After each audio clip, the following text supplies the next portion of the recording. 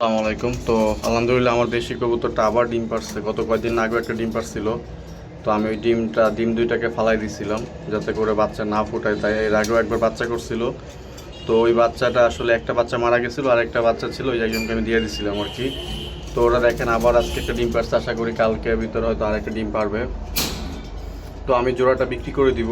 আসলে খাঁচার ভিতরে বাচ্চা করানোটা খুব ঝামেলা।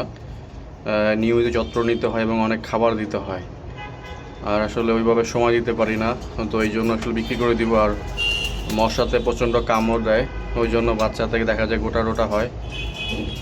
তো মেইনলি আসলে সময় দিতে পারি না বিদায়ী কবুতর জোড়া বিক্রি করে দিব। যদি কেউ নিতে চান, খুব সুন্দর একদম জুপা মোজাওয়ালা, এই যে পায়ে দেখেন সুন্দর মোজা। ওরা আসলে গোসল দেয় না বিধায় হয়তো গায়ে ময়লা আছে। একদম হেলদি, স্বাস্থ্য সব কিছু ঠিক আছে। যদি কারো লাগে নিতে পারেন। যে দেখেন খাবার খাচ্ছে ওরা। সো এই জোড়াটা আমি বিক্রি করে দিব। যদি কারো ভালো দেশি কবুতর লাগে বাচ্চা খাওয়ার জন্য, আমি মনে করবো যে এই কবুতরগুলো নিতে পারেন। ওরা দুইটাই খুব ভালো বাচ্চা করে এবং নর্মালি খুবই চমৎকার জুটিয়ালা। দেখেন দুইটা কবুতরই মাশাআল্লাহ খুবই সুন্দর এবং অ্যাক্টিভ এবং ফুল হেলদি।